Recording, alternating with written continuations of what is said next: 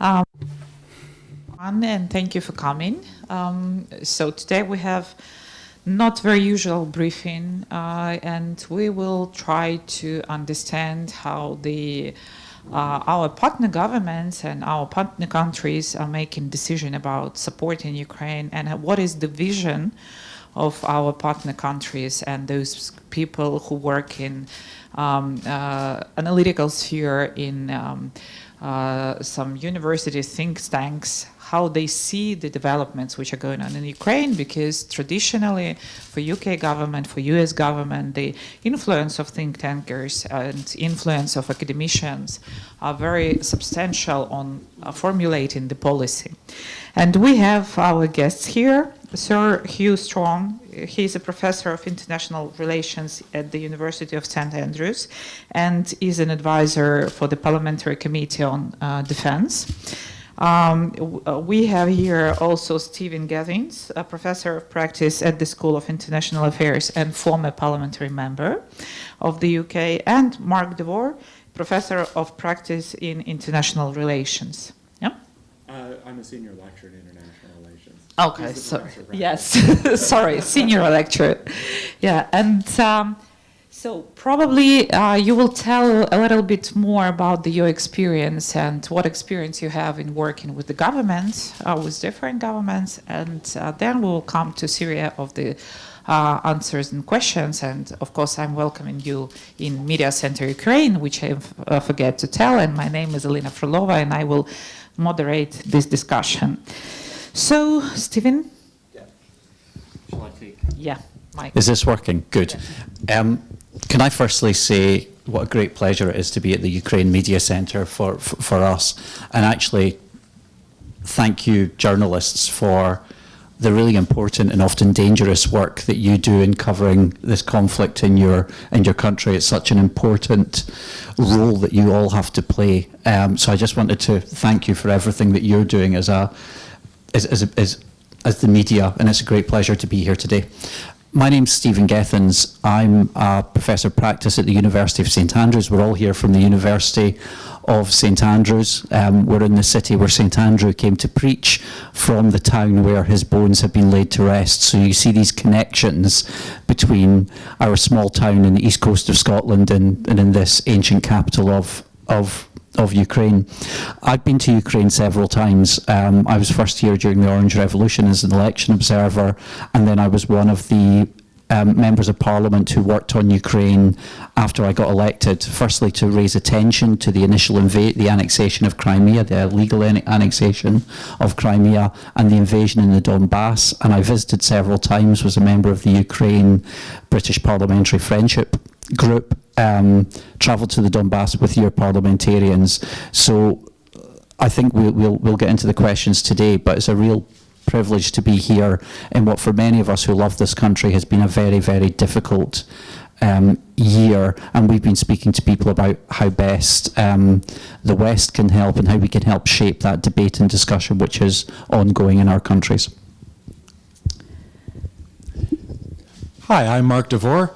And I'm a senior lecturer at the University of St. Andrews. I'm also a British Academy Fellow providing certain advice to the British government, but I'm speaking here purely in my academic and university capacity. What I say reflects no government policy of any government. As soon as this conflict broke out, myself and Sir Hugh, with other colleagues, established a Ukraine working group that pushed for more aid to Ukraine, because in many ways we saw this as the most significant threat to the world order and to the liberal democratic order that has occurred since the 1950s. And we regarded the world's provision of greater assistance to Ukraine as absolutely essential for where this world is going. And we're heartened to be here on the ground and to see what you, a remarkable people, has achieved against all odds and against many expectations. Yeah. So, Slava Ukraini. Героям слава. Good afternoon. As you've heard, my name's Hugh Strachan. I'm actually a military historian. In other words, I understand the past. I hope I understand the past, rather than I'm meant to be expert on the present, let alone the future. I used to be professor of the history of war at the University of Oxford, where we set up and ran a program which continues to run on the changing character of war. So my claim to any sort of expertise is to do with war. Increasingly that has been, partly because of Iraq and Afghanistan, but now, of course, above all, because of Ukraine, understanding war in contemporary contexts. I have had roles advising government in the past. I'm not currently formally advising the government in any aspect, and I should make that point clear. And as you've already heard, I advise our parliamentary committee on the National Security Strategy, which is essentially a committee of members of the House of Commons and the House of Lords who examine government policy in this area. Okay, yeah. So let's shift to the questions probably. One of the questions which I'm always asking my foreign colleagues, how it happened that most of the academics or think tankers were so mistaken in their evaluation of the possible threats, of the possible types of war which will be conducted, because we've heard many that there could be no conventional war, that the tanks battles are out of the list, that artillery battles are old-fashioned. How it happened that we were so wrong about all this? How it happened that the governments principally were not ready to formulate their plan B for the situation which happened? Do you want me to answer this as I'm holding the mic, and then I can pass it over to my colleagues? Yes, with pleasure. And because it is a question I considered long before 2022, I was as amazed as you feel now about 10 or 15 years ago that our view of conflict had become so conditioned, partly initially by the effect of 9/11 and the effect of terrorism. Indeed, when we set up the program at Oxford on the changing character of war, I think those who gave us the money thought that what we'd be looking at was international terrorism. In fact, what we found ourselves looking at for most of the time was insurgency and counterinsurgency, because Iraq and Afghanistan became central to our activities.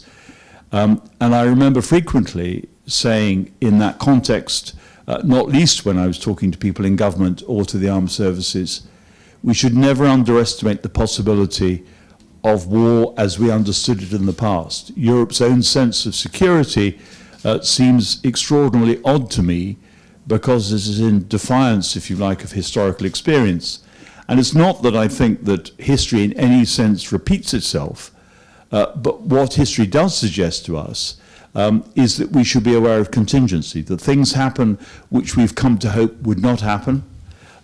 Things happen which reflect a succession of circumstances which are not necessarily preordained. You might have seen conflict as inevitable if you came from a Marxist tradition, self-evidently, at least until the establishment of a communist order. But there was a way in which within Europe there became to be an expectation that war had ceased, and that of course extended in part to the United States, that democratic order would essentially provide international order and provide perpetual peace. I saw no reason to be so optimistic.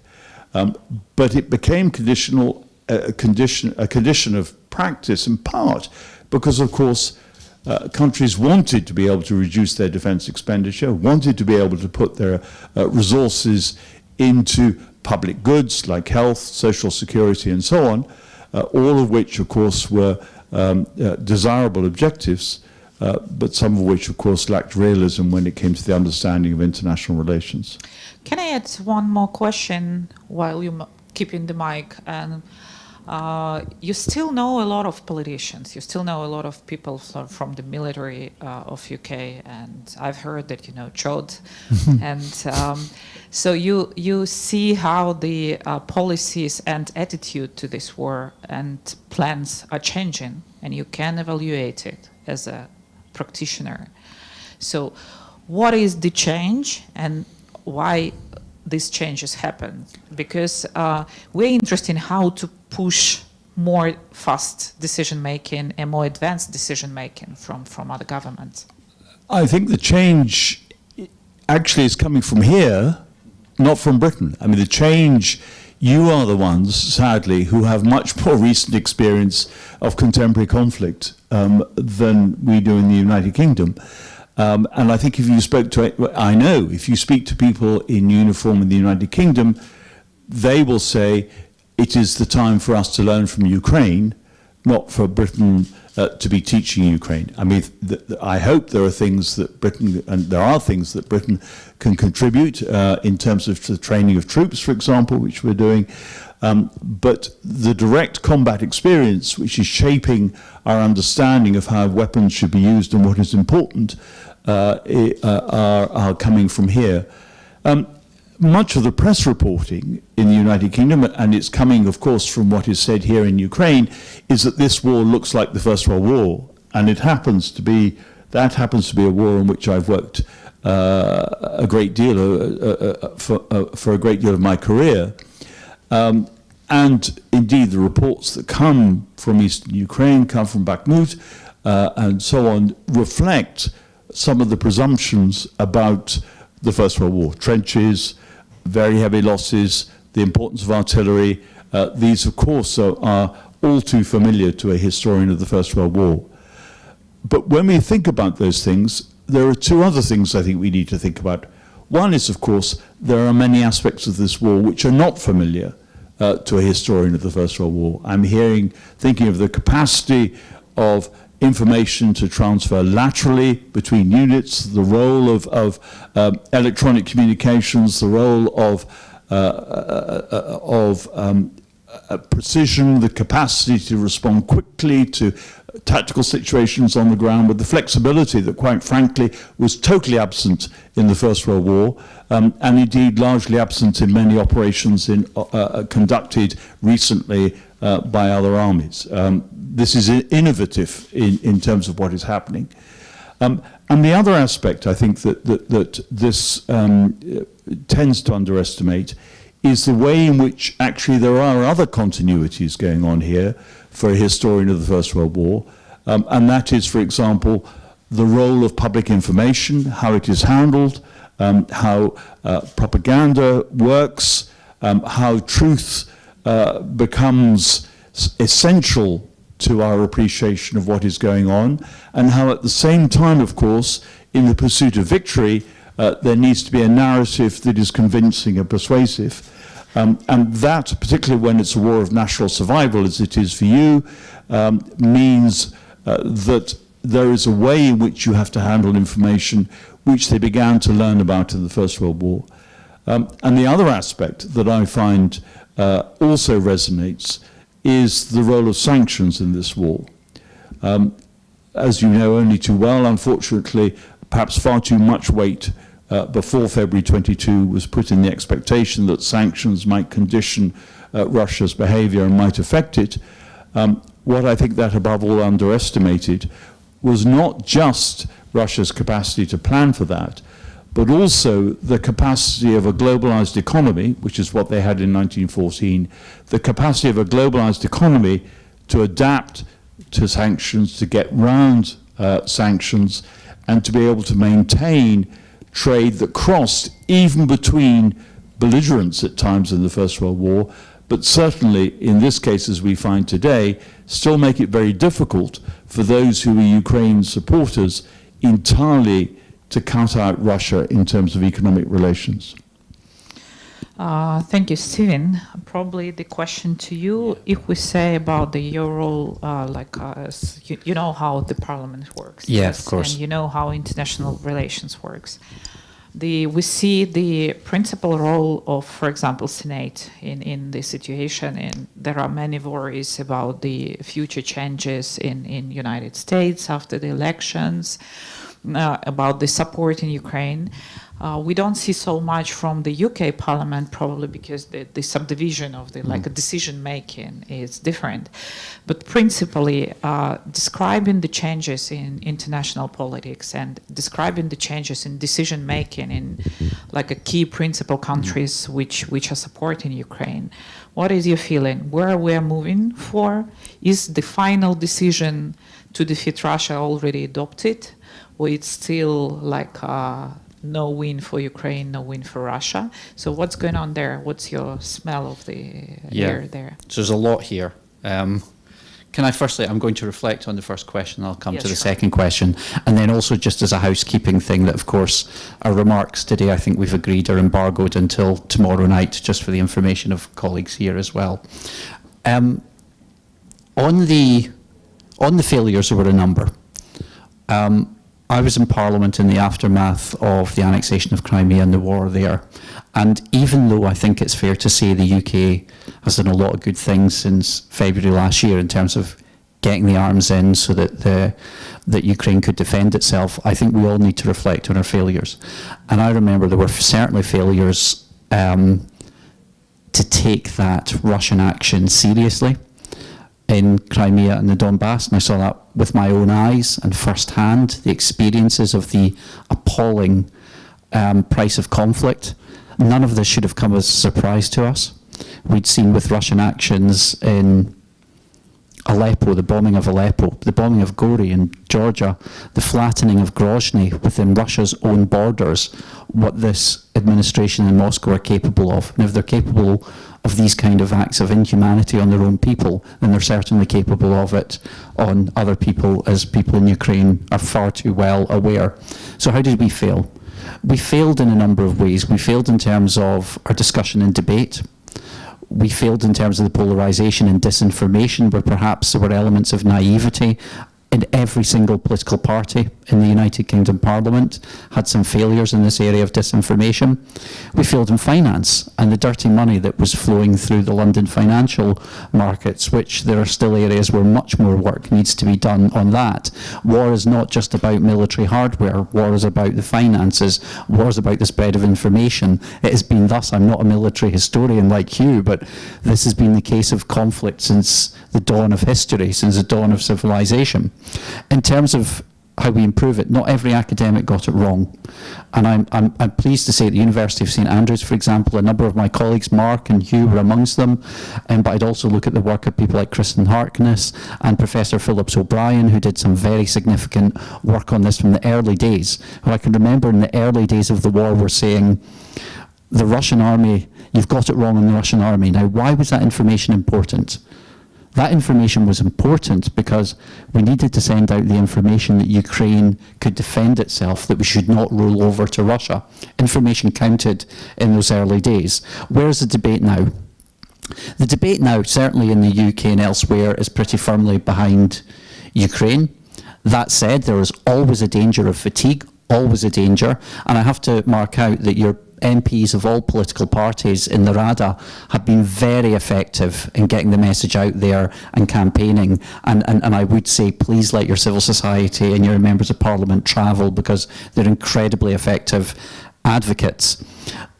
Although the debate is better than it was, when you're a politician, you have so many different challenges. You know, you have your domestic problems with a cost of living crisis. You have the issues that your constituents contact you about. So you always need to be challenging and making sure that Ukraine is as far up the political agenda in every country that supports it as possible. On what happens with Russia, I think we have to maintain the position that Ukraine must win. And I heard people talking about negotiations, and I remember hearing a Ukrainian colleague saying, well, of course we can have negotiations, but the starting place for negotiations is that Russia is on Russian soil and Ukraine has control over Ukrainian soil. And we're not in that position yet. So there are actually some very simple messages, and my advice would be keep on talking about the simple messages and repeat them. Yeah, I was observing the changing of this discussion from that Ukraine probably will lose, Ukraine probably will win. probably Ukraine will win and defeat Russia, but the Western politicians are not ready yet to speak about the future Russia. Yes, what we should do to eliminate this threat for not for 10 years, but for at least 100 years. And the Ukrainian expert community is already in this discussion. We at least like a look at variants. What's happening in the community in UK and in political levels? Well, before I bring in my colleagues, and I'm happy to, my advice is not every debate needs to happen in the political sphere.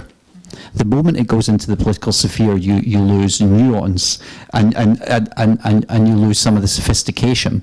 Actually, the quieter conversations about what comes next, be it at universities, be it in civil society, be it in the press.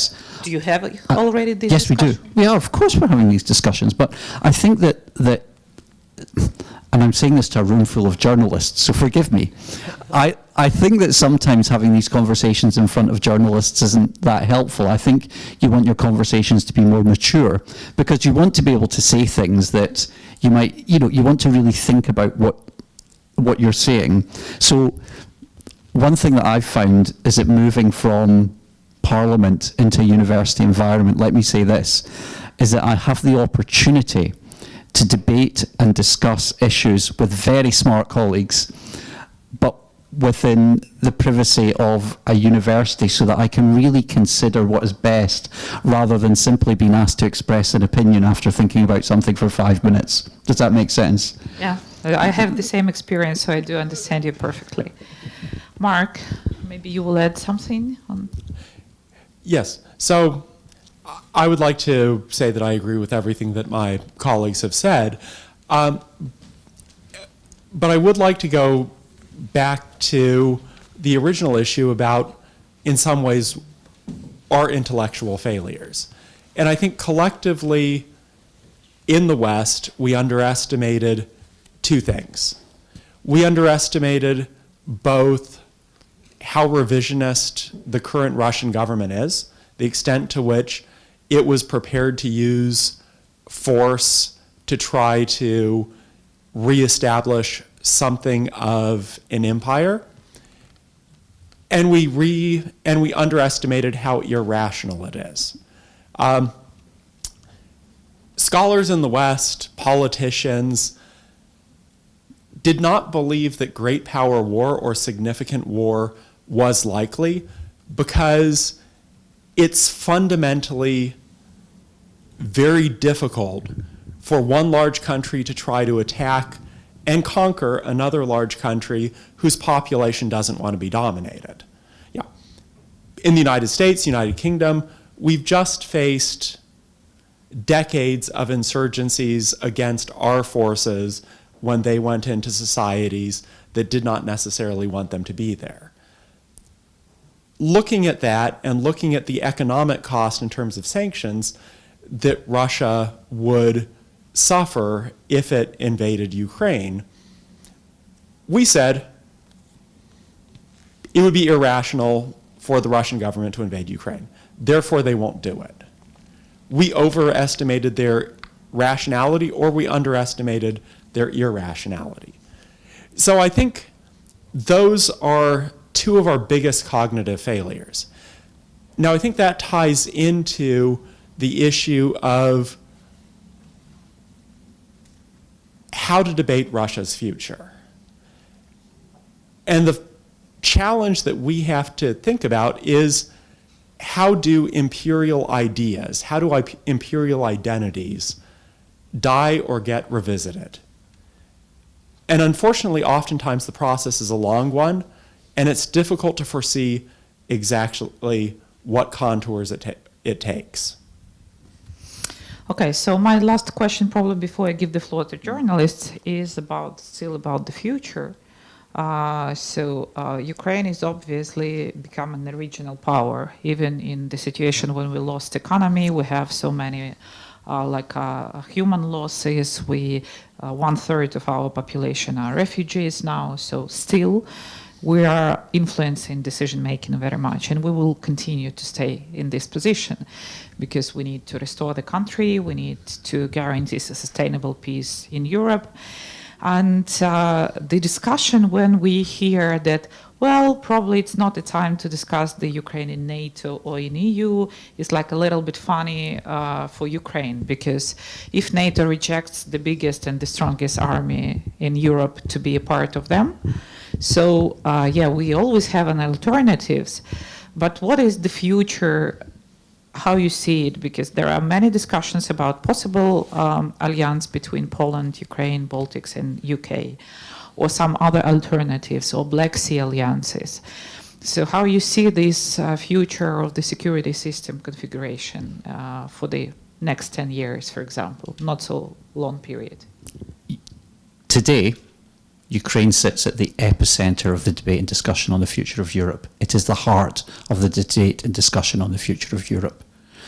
This is the front line for democracy, it's the front line for freedom of speech, and this is something that matters to every single citizen in a democratic society. Yes, in Europe in particular, but in the rest of the world as well. Your future is our future. Our future is tied up with your future. This is pivotal. That's one of the reasons why we're here today. It's one of the reasons why we've taken the time, and it's always good to be back in Kyiv. It's a difficult time to be back, but it's always good to be here. And the richness of your debate and discussion is heartening. What makes decision-making in a democratic regime better than a decision-making in an authoritarian regime? Well, you see it right here between Russia and Ukraine. When Ukraine, you're having a rich debate and discussion with a free press. You respect each other, hopefully, when you disagree. That makes for a better decision-making regime. In terms of why we should care, Ukraine's future is European. Our future is European. And it's been really interesting to see that endpoint so clearly set out about where Ukraine sees itself. From a NATO perspective, and my colleagues will be much more insightful in that than I am, we're going to be learning from Ukraine. Ukraine is fighting a hot war right now in a way that the rest of the West hasn't. Now, one of the things that I hear when I hear, well, should we just be talking to the Polish, the Baltics, the British? They count, and actually the fulcrum of decision-making is shifting east, because if you speak to friends in Poland, the Baltic states, Finland, and I know this will come out tomorrow, but which, when we recorded this, is joining. We welcome the fact that they have joined NATO today, extending NATO's border with Russia. Things are shifting. Those of us in the far west of Europe, and I come from the far west of Europe, you and I both come from the far west of Europe in Scotland, this is our neighbourhood as well. And these are the people that have been posed an existential threat from Russia, and they're inside NATO. So Ukrainian membership of the EU and of NATO can only enrich the rest of Europe. And there'll be a lot of hard work. There'll be a lot of hard work. Any of the countries that have joined the EU will tell you that. But every country that has joined the EU and joined NATO has got safer, wealthier, and more stable. So countries that leave, that become less stable and less wealthy. This is the future of Europe. I think the big question is not whether Ukraine will join the EU and NATO, but when. The question is one of timing, and obviously that's crucially important to you. And as you know, it's complex for both the EU and NATO, partly because of process, partly also because you're a country engaged in war. And NATO's immediate response, particularly NATO's immediate response, was it was hard to accommodate an ally that was already at war, because that, under Article 5, would immediately engage the other countries in war. What you've seen since February 2022 is a gradual alignment from those countries to the point where the President will himself describe our allies as allies, when, of course, the point before February 2022 was we weren't allies and therefore we couldn't act. So de facto, this is happening. De facto, it is happening. And the big question for all of us is where the Vilnius conference, the next NATO summit, will land. I think it's reasonable to say that the focus at Madrid last year was on NATO's own security, What happened was NATO became stronger in itself, more resolute in its own position, but that didn't help you as directly in Ukraine as you might have liked. And the real question is now, is NATO feeling strong enough to go that extra mile and embrace Ukraine more directly in terms of what it does at Vilnius? There is absolutely no doubt that individual members are in that position. Individual members will be ready to go further than some rather than others. And of course, NATO is made up of a group of independent states that reach a decision collectively, not individually. And that's why the pace is going to be uncertain. But that's also why, of course, if some begin to move, others will follow. And I have no doubt that if we're looking at a future security architecture, whatever date that will be, that Ukraine will have to be part of it. Not least because you yourselves are qualifying Ukraine to be part of it. Partly, and Stephen's already referred to this, militarily, because your capacity is going to enhance what NATO can do in security terms, but partly too because it's become abundantly clear that the security of Europe as a whole is dependent on that. That argument was accepted progressively during the 1990s in relation to the Czechoslovakia, as it was then, in relation to Poland, and then due course to Romania, and then above all, of course, the Baltic states, in terms of that progression. And now, essentially, it seems to me, it's Ukraine's turn. And you know perfectly well the story of the 1990s, the early 2010s, in terms of where NATO was at that point. But part of the reason for that position within NATO, and I think it's important to remember this 30 years later, the situation has changed from 1991. Part of the reason for that in 1991 was it was still hoped that Russia would remain a rational actor. I come back to Marc's point that the way in which NATO handled Ukraine at that time was partly conditioned by that hope of rationality and cooperation, which it was expected might underpin a post-Cold War order.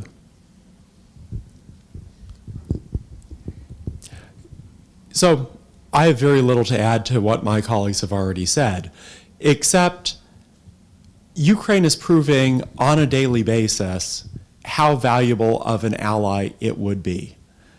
And in some ways, how more desirable of an ally it is than some existing NATO members. NATO is a complex organization, but a lot of Europe and a lot of your friends across the Atlantic now recognize that much of the security of Europe and the transatlantic relationship and alliance has its epicenter here. So I agree with my colleagues that I think it's a matter of when and not if. Okay, so we are open for the questions, and please do not forget to name yourself. Yes, Ukrainian Forum, Ivan Kosakin. I have a question about a topic that distinguished speaker Delors brought up, about the future of Russia. I personally see a division in thinking about it between Ukraine and some Western leaders, because in Ukraine, no one doubts that Russia should become a national state and lose all its colonies, while in the West, some people are afraid that Russia will become a Yugoslavia 2.0, and there will be a civil war with nuclear weapons. Are you scared too? Yes. And in addition, should there be a common discussion with Russia about the security in Europe? Is Russia after the war deserve to be a participator in these discussions, or should it be an object of discussions? Thank you. Does Russia scare me? Russia's invaded its next door neighbour in a pretty disastrous way, and this has been costly for people in Ukraine, and it's been costly in terms of Russian lives as well. So a government that is capable of doing that to its own people scares me. Why does Russia think all of its neighbours seek the security of NATO? Why does Estonia, Latvia, Lithuania, why is Finland joined today? They seek the security of NATO because, for a number of reasons, but they're scared of Russia. And for anybody who's left in Russia being thoughtful about their own country, the way in which you're perceived by your neighbours is very important. Now, in Soviet times, I understand the Scots poet Robert Burns, our national bard, was very widely read. And Robert Burns said, "Oh, to give us the gift to see ourselves as others see us."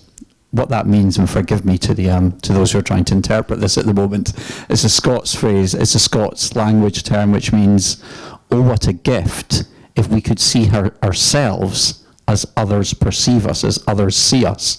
And I think Robert Burns has got an important message for us all, and it's got an important message for all of those in Russia, where Burns is widely translated. Look at how you're perceived elsewhere. Yes, we're scared of what you're capable of because we know and we've seen what you're capable of. I think that the fears of Russia becoming a nuclear-armed Yugoslavia 2.0 are greatly exaggerated. I think that's a fundamentally unlikely scenario, and we've seen Russia endure multiple shocks in the past without that precise scenario occurring. Now, in terms of whether we need to bring Russia into discussions about the future of a European security order, yes, in the fullness of time. But for Russia to be an active participant in those negotiations, Russia needs to be governed by a government that fundamentally accepts national boundaries and the sovereignty of the countries that emerged from the dissolution of the Soviet Union. A dialogue with Russia, given its current revisionist aspirations at this moment, I don't view as particularly fruitful. But I hope that eventually we will get to that point where Russia can be a true partner in discussing the future security of this broad region. When a war's going on, it's very hard to talk about negotiation, particularly a war of national survival, because any suggestion of negotiation is a suggestion of weakness. There nonetheless remains a point when a war has to end and there has to be some relationship between neighbouring states, whatever that might be. And that involves negotiation, even if the victory is absolute. In 1945, Germany had to accept that it was ending the war. There comes a point when even a defeat, as complete as that defeat was, means that the defeated party has to enter into some discussion about how the war will end. And in the end, of course, Germany was rehabilitated in the international community, just as Japan was. So once again, we're up with the question of time and how that elapses. It's very hard for us now to jump to that moment, precisely because we're not there. And we won't get there in terms that make sense if we aren't committed to fighting this war. But equally, if we're not aware that that must be the ultimate destination if we want a peaceful world, then we need to think how we're going to achieve it. We need to be aware as to where of the destination we're trying to seek. Whether and how Russia will collapse, or whether it will survive in a form that is, I assume, geographically consistent. It may lose, as you put it, its colonies. It may, of course, in some respects, it feels it has already lost its colonies. But I'm assuming, as Marc is assuming, there will be a Russian state that will continue to need to be incorporated in an international system. And we have to think how best to do that now, because how you fight and win this war will determine the circumstances in which that settlement is reached. So if your aspiration is victory, as it is, more than your aspiration, your belief that you're going to achieve victory, you need to understand how you will have a relationship with your neighbor. Good morning. My name is Lorenzo Cremonesi. I write for the Italian daily Corriere della Sera from Milano.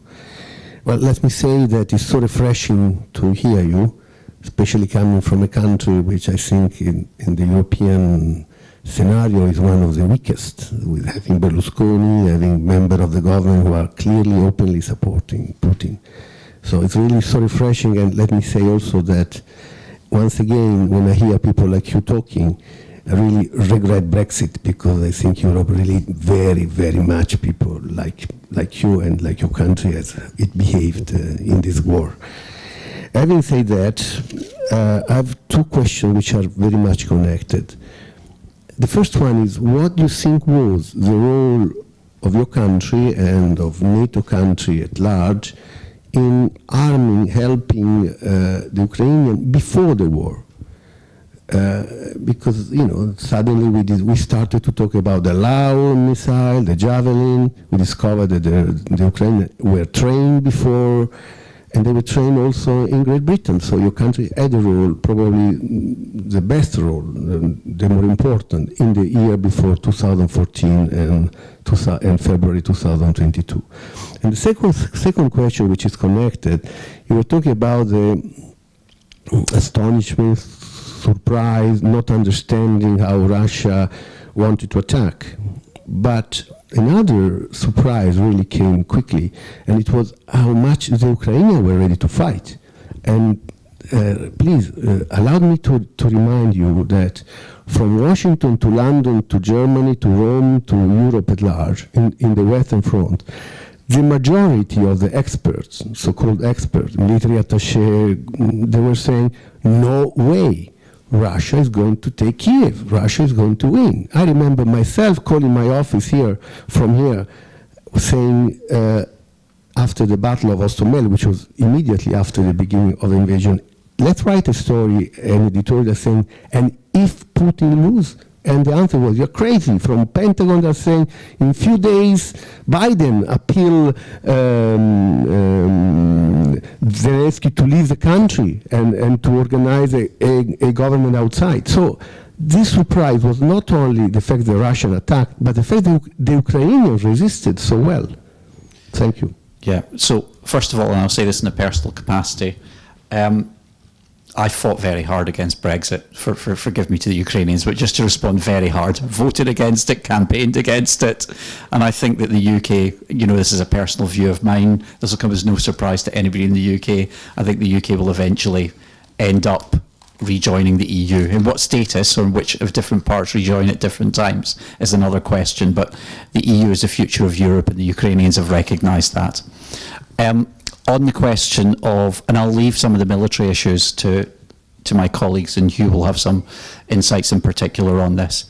On the question of previously, I think there is no doubt that mistakes were made. I will refer, you know, that's why the work of some people, and I'd refer you, if one of my colleagues back at the University of St Andrews, Professor Phillips O'Brien, has a very good Substack and did a lot of work on this initially in the initial aftermath and sort of day one of the conflict. Professor O'Brien was saying the Ukrainians are fighting and the Russians won't get to Kyiv, and he was a very lonely voice at that time. So there were people talking about it, and I'm proud that people talking about it were members of the same university team as we are. So this was being looked into. But I think there was a broader failure of the question. I came here in 2017 and travelled to Donbass, and it was clear even then that the Ukrainians were learning. Sorry to the Ukrainians to talk about you as if you're not in the room, sorry. But it was very clear that the Ukrainians were learning, adapting at a speed and with an action that actually a lot of Western militaries, I suspect, could have learned a lot from. And even when we were there in 2017, they were telling us in the frontline Donbass, we are adapting, we are changing. And in 2017, they were just a part of the way through those changes. And at the start of the war, a lot of people, not a number of my colleagues at the University of St Andrews, I'm pleased to say, but a lot of people got it wrong. And had we gone down the path of the narrative that Ukraine couldn't win, we'd be in a very different situation today than we are. This kind of disinformation and this kind of failure to understand is not inconsequential. It could be deeply consequential. And just as we all need to learn lessons from this war, I think that the value of democracies is that we debate and discuss issues, but we debate and discuss issues from a position of knowledge. And I think that this is an area where we need to have some serious reflection, because that could have had very deep consequences indeed. But thank you. Those were a very good set of questions that you posed to us. And in terms of the armament of Ukraine by the West between 2014 and 2022, we provided some weapons and some training, and that helped achieve what was achieved in February and March of last year.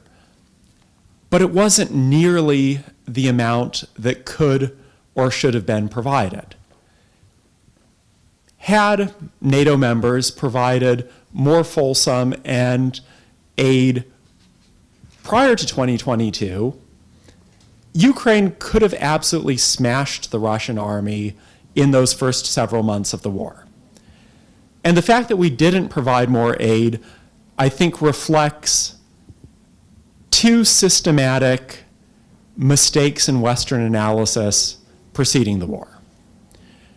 The first mistake is that we are very bad at analyzing authoritarian militaries.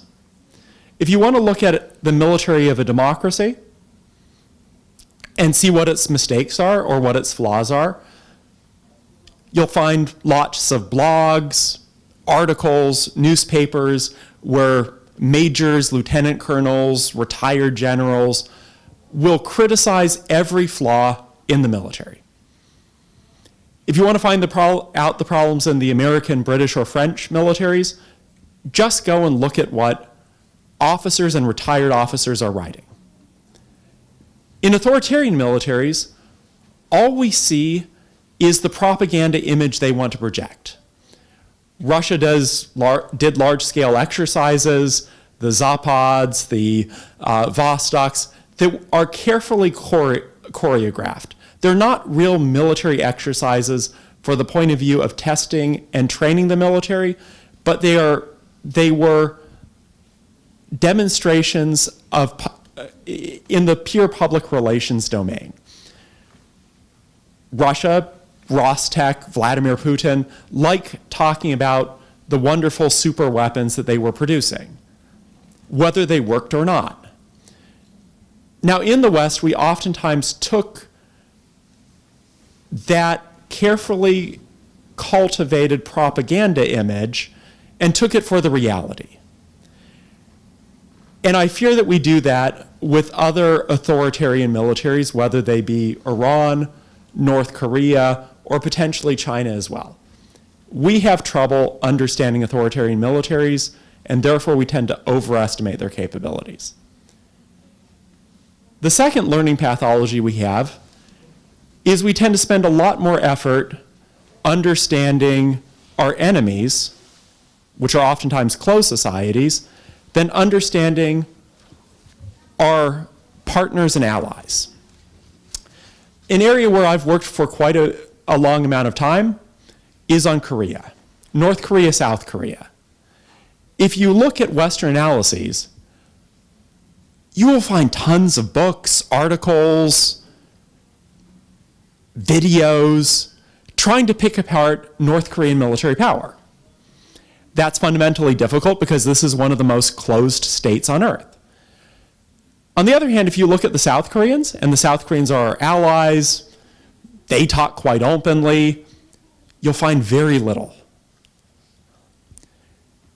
There was virtually nobody in NATO countries who made it their specialty to understand Ukraine's military power. So, we exaggerate authoritarian states' powers.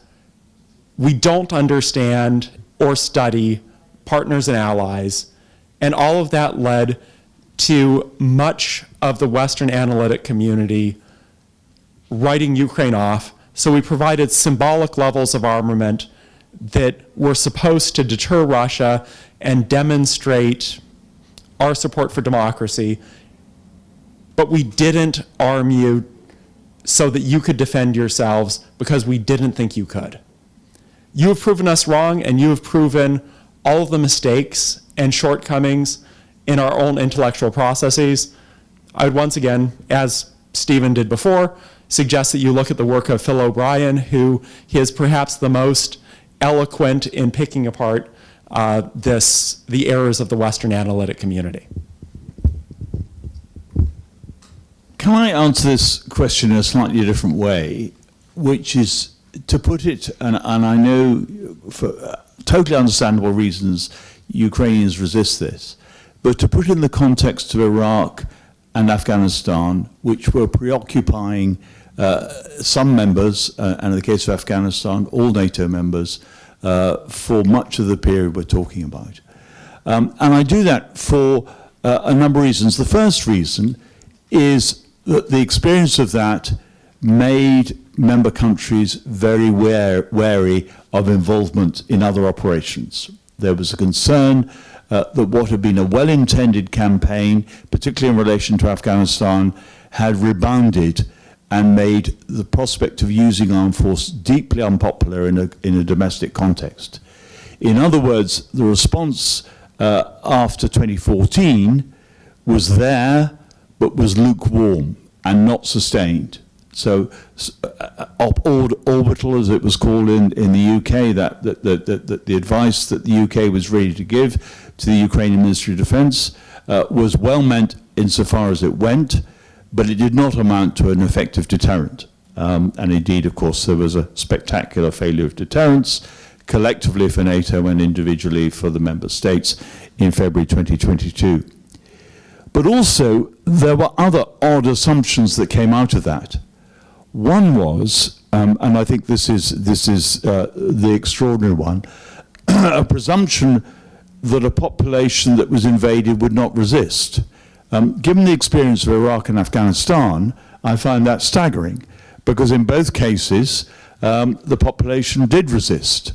The population may have divided in the process, but very clearly, the United States was not welcomed as much for toppling Saddam Hussein within Iraq as it expected. And in Afghanistan, a not dissimilar story emerged. The country was divided by invasion, with many, of course, continuing to support the Taliban, and the Taliban gaining support as they went along. The fact that a democratic country within Europe with very different levels of literacy should be ready to resist should not have surprised anybody at all. But it did seem to surprise some people. And the second extraordinary assumption within this was the assumption that Ukraine would fight, but it would fight as an insurgency because the country would be so quickly overrun. And that was the assumption that I found absolutely extraordinary in February and March 2022, because we had just seen how fighting an insurgency actually tears a country apart as more than it puts a country together. That, of course, Ukraine could have rallied and fought a successful insurgency, assuming Russia had achieved the objectives which it seemed to want to achieve in short order. Of course, Ukraine could have done that, possibly with a government in exile, possibly with insurgent groups using the natural opportunities provided by the terrain within Ukraine, and indeed a strong tradition of partisan warfare. But the consequences of that for the state and for the nation would be catastrophic. And consider, that as an alternative scenario compared with the reality of today, which is that we're sitting here in Kyiv, not in security, but in a situation where we can have an ordered conversation and know that we can do so with freedom and openness. And the point I would draw from all this is that what we spent a lot of time doing between, I'm talking collectively across NATO and probably also across the EU, even if Britain is no longer a member, but we spent a lot of time putting orders into place which sort of assumed that institutional structures would do the job for us. And as a military historian, my immediate observation is alliances are designed primarily for the purposes of mutual support in times of war. And what makes alliances work, what gives them life, what gives them breath, is the fact that they share interests and they're ready to fight together for those causes. And you don't test that in times of peace. It is very easy to become a member of NATO in time of peace. It is much harder to live up to that in the context of war.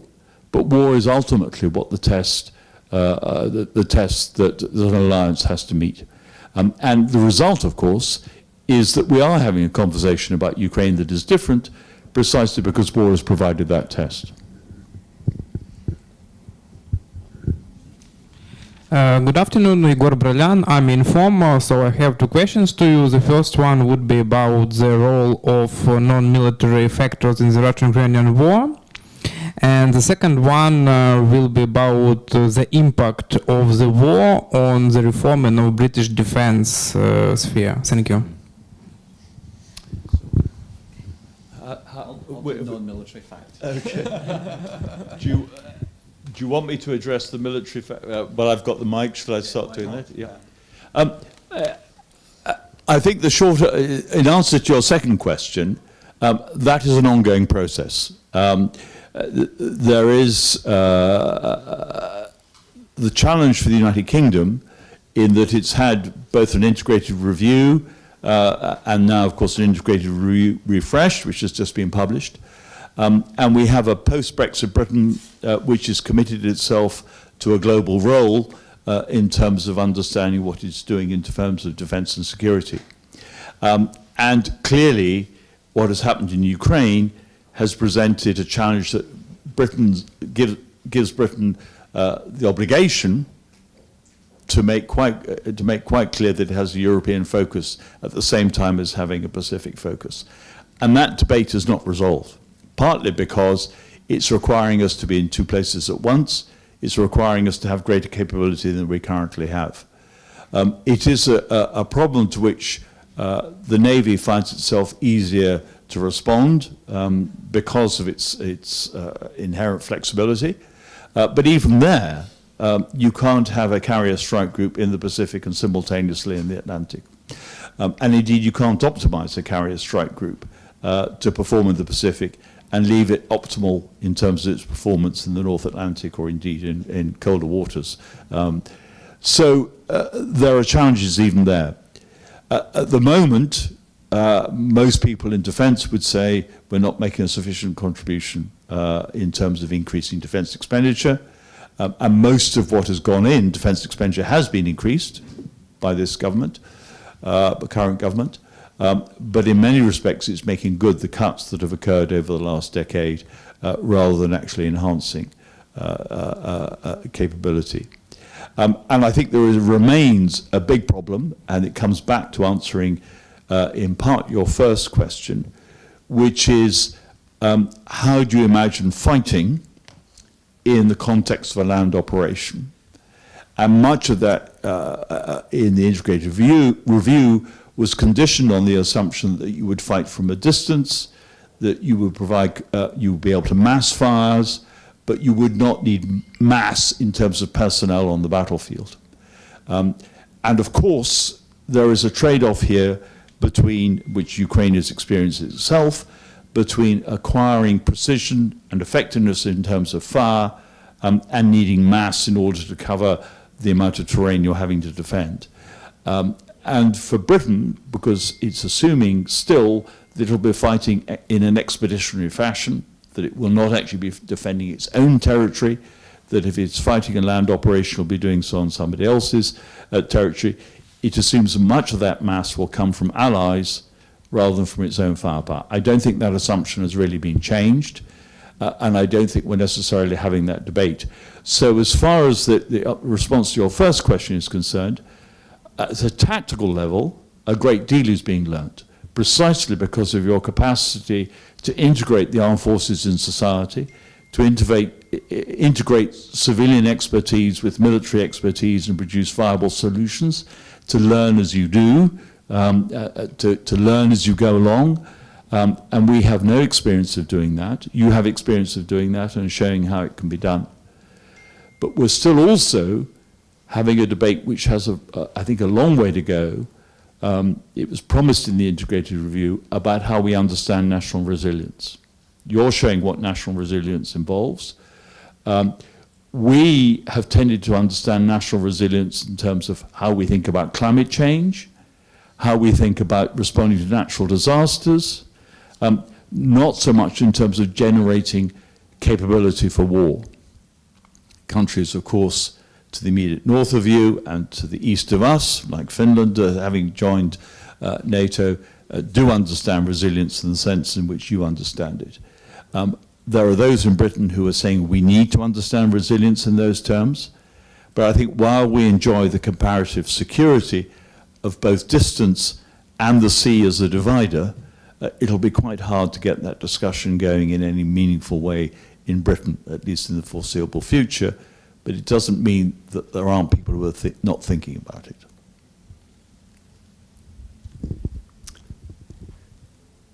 So I would like to highlight 3 non-military factors that I think that this war has shown are absolutely strategically critical. The first is the strength of a democracy fighting in the defensive. Foreign invasion has unified Ukraine. Democratic institutions make it possible for the government to know the depths at which it can draw upon the population to support the war, where on the other hand, your authoritarian enemy doesn't know how much popular support they actually enjoy. And we've seen this in the hesitancy of the Russian regime to call for mobilization, in its hesitancy to conscript the most educated middle-class parts of its population living in Moscow and St. Petersburg, and in the very inefficient exploitation of sources of military manpower such as convicts. A democracy fighting in a defensive war has strengths that an authoritarian state fighting a war of conquest does not have. And this is not the first time the world has seen this, but you have reminded us of it. Secondly, you've shown us the strength of a vibrant civil society.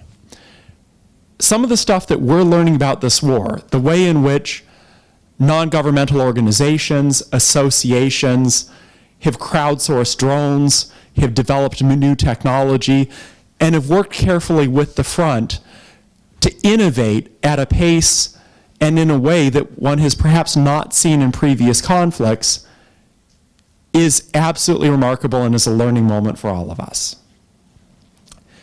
And third, you've shown us the strength of a digitally connected society. What has drawn the West into supporting Ukraine to the level it does today? What has unified the Ukrainian population in this optimism of eventual victory? A lot of it is the activity of civil society activists, parliamentarians, and the like, tweeting, sharing on YouTube, reaching out over digital means of communication to individuals abroad to spread a message that has unified much of the Western world behind you. So I would say those 3 aspects, the strength of a democratic society fighting in the defensive, the strength of a vibrant civil society, and the strength of a digitally connected society are all non-military factors that you have proven to us are absolutely decisive in warfare. In terms of what lessons this war is going to provide for the UK or others, I'm not going to say anything about the specifics, but I'm going to say that these lessons are going to be learned over a substantial amount of time. If we think about something like the 1973 Arab-Israeli War, which at the time was considered to be the most important high-intensity war of its period. By the way, it was only 19 days long. The US military analyzed and reanalyzed this war,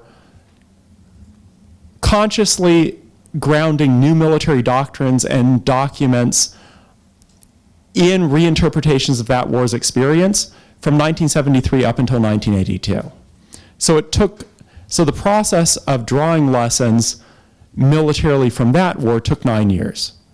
So I think if one asks what lessons will the UK or other NATO militaries draw from this war, one really has to speak about a decade of learning, analysis, and debate that will take us to digest everything that we ought to learn. Thanks, Mark. Okay, I'm mindful of time. My colleagues have covered a number of issues. So let me just briefly, because I think we'll have to end this shortly. Do not underestimate this whole issue around an open society and discussion and debate. Just let me reflect briefly. In 2017, I travelled to Ukraine and to Russia to discuss this. In Russia, there was no disagreement. We were told where we could go. There was a lack of openness. And when we met with activists, democracy and other activists, we had to do so in secret, many of whom still bearing the scars of their most recent interaction with the police.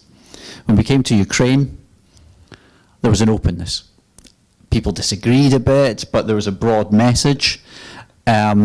We went down and the state and the members of parliament allowed us to go and speak to some refugees in the Donbass, many of whom had some legitimate criticisms for their government.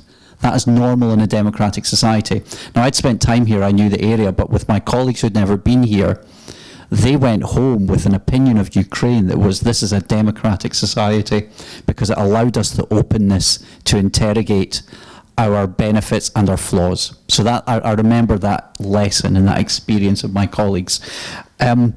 You also, in terms of what you've done, some of your very effective communicators who are making a big difference. And from my own experience, you know, we hosted MPs such as Lesia Vasilyenko, you've got the Minister Andriy Shevchenko, activists who are previous parliamentarians, Svetlana Zaleschuk, Alex Ryabchin, and innumerable others who have done a fantastic job in really communicating and telling people, because it's such a powerful message when you travel and they can talk firsthand of their experiences to an audience that is maybe looking at Ukraine from something of a distance. So that effective communication has been incredible. On the issue around the changes, I'm not going to focus in on the military. I've got to Dr. Devore and Professor Strachan who are much better versed in these things than I am. But on some of the other areas, this has changed Europe quite profoundly and we're on catch-up. The issue that right now food security and energy security need to be considered in terms of physical security. And we look at the impact that this war has had on food security throughout the world because of what was happening, because we live in a globalized economy, a joined-up economy. Ukraine gets invaded, your food supplies are destroyed, the global south starves. And then there are implications in terms of energy prices in the rest of Europe. We are interconnected. The UK has a challenge, and I think Hugh touched on this. European security is pivotal, and it's pivotal to our allies, and we underestimated the threat to our European security. Can the UK have a focus on the Indo-Pacific and Europe at the same time? I'm not sure it can. But these are lessons and discussions and debates that we will have to take forward. This is changing. Europe's changing and Ukraine is changing it, and the situation in Ukraine is changing it.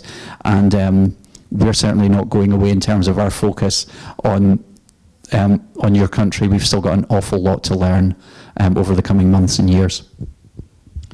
The last question, and to be very short, we need to complete it, okay? Yeah, please. Дякую. Топілко Віктор, журнал. Topilka Victor, magazine from the State Construction. First of all, I'd like to extend words of gratitude to your country, to UK, and to you personally for this great support that you've provided to us and that we cherish so much. And it is with your presence that you provide this support. Now the question. I don't really like the long questions, but it's hard for me to have a concise question. So please, if possible, just try to understand my question. I think that the word conflict, war, peace are not relevant. Maybe because Russia is not using them. They don't believe they're waging a war. The citizens, the public officials, they're not using these words, and their actions support this.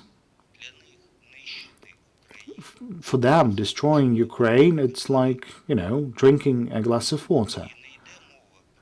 So it's not an issue of a war which is going to end at a certain point. So the question is whether the ethnicity of Ukrainians will be destroyed. Now, does that somehow correlates with your visions? Russia is avoiding terminology conflict, war, peace, so they do not accept it on official level, on non-official level too, and the Ukraine understand this war as the war against like a political nation Ukraine, so this is not the war which will end up only with this iteration. How you can explain and how you can elaborate this, that this is not the war in the like understanding, classical understanding of war? I never quite understood Russia's inability to describe this as war, or rather not Russia, Putin's inability to describe this as war. Maybe he's trying to avoid some of the consequences of the crimes against humanity that have taken place in this country. Maybe he's trying to avoid responsibility for the tens of thousands of lives of Russians who've been sent to their deaths, or utterly unnecessary deaths in what is an unnecessary war, a necessary fight for survival by the Ukrainians, but an utterly unnecessary war. This is a war. You go to Bucha and Irpin, that's war. That's the full horrors of war. The young men and women who are being sent to Bakhmut today, that is war. Vladimir Putin can say what he likes, but the rest of the world sees this for what it is, and that is a war. It is a brutal, bloody, and awful war for which he will bear responsibility. And I have to say, it was good to see the International Criminal Court come out with its indictment as well. And finally, since this is my last comment, can I just say again, thank you for the job that you're doing. Thank you for having us here as well. Slava Ukraina. I agree with everything that my colleague just said. But it is worth remarking the fact that because the United Nations Charter bans aggressive war, no state has declared war on another state since 1945. So, and if one takes the definition that for a war to occur, a state has to declare war in the classical sense, we've lived a period of profound peace, which is obviously not the case. This is a war. There's nothing more classical of a form of a war than a large neighbor hungry for territory and power to invade its smaller neighbor. It's a war. Now, why doesn't Putin recognize that this is a war? Why doesn't he declare it to be a war? I don't know. I don't want to get into the mindset of Vladimir Putin, which would be, being in his head would be a scary place to be. But to say one thing, if he was to admit that it was a war, he would have to admit that himself and the Russian state under him are not particularly good at waging war. It's been a great pleasure to be able to speak with you, and as my colleague said, Slava Ukraina. I can only echo what's already been said.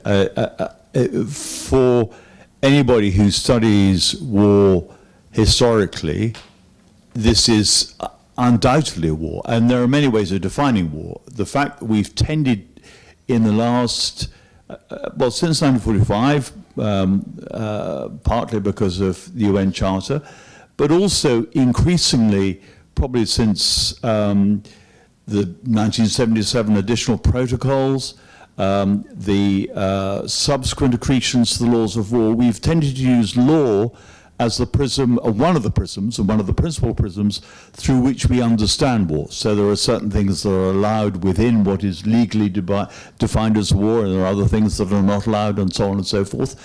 And it may be, in part, that we have confused ourselves into thinking that law is the only way in which we can look at war. And of course we're doing it right now. The importance of the ICC's judgment about war crimes and the war crimes of Putin is an illustration of that point.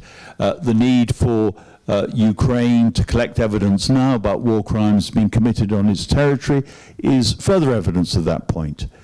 But of course in many ways previous wars have always carried what would now be defined as war crimes, have included wars of aggression, and those have perhaps breached what was then customary international law, but didn't actually break what was deemed to be the laws of armed conflict as currently understood, or the UN Charter as currently understood. So I wonder in some ways whether the law has got in our way in terms of any hesitation in defining this as a war. If we define war in terms of scale, if we define war in terms of particularly one state fighting another, one nation fighting another, if we understand war in terms of death and destruction, and above all as violent, collective violence, then this is unequivocally a war. And I should add, I think finally, because we've already, my two colleagues have ended with expressing sentiments, let me say, I see in Britain no signs of weariness in relation to the support it's giving Ukraine. The concerns before the winter came that maybe there might be a lessening of resolve have not manifested themselves, and my sense is that there is no current weakening of resolve, if anything, the reverse. So rest assured on that point, at least from a British point of view. Thank you so much. Just to remind you that we have been having a discussion here with the group of the former current advisors to the different branches of the UK government and academia. And we're happy to welcome you in Ukraine Media Center, Ukraine Forum. And I also would like, from my point, to say thank you to all the UK nation. And I think that we feel very alike to what you felt in the Second World War, and that is why our nations became so close. And we do remember who our friends are, and we will remember who our friends are. And I hope that this war and the ability of Ukraine to make a total resilience also will push a lot of politicians, a lot of countries to change their policy-making process and change their decision-making process. And I'm absolutely sure that the people like you who are providing the strategic advices, who are developing the new idea, new approaches, will make a footprint on these changes. Thank you very much, and would like just to ask the journalists, because of some security reasons, we ask you to publish the materials tomorrow. Thanks. Yeah.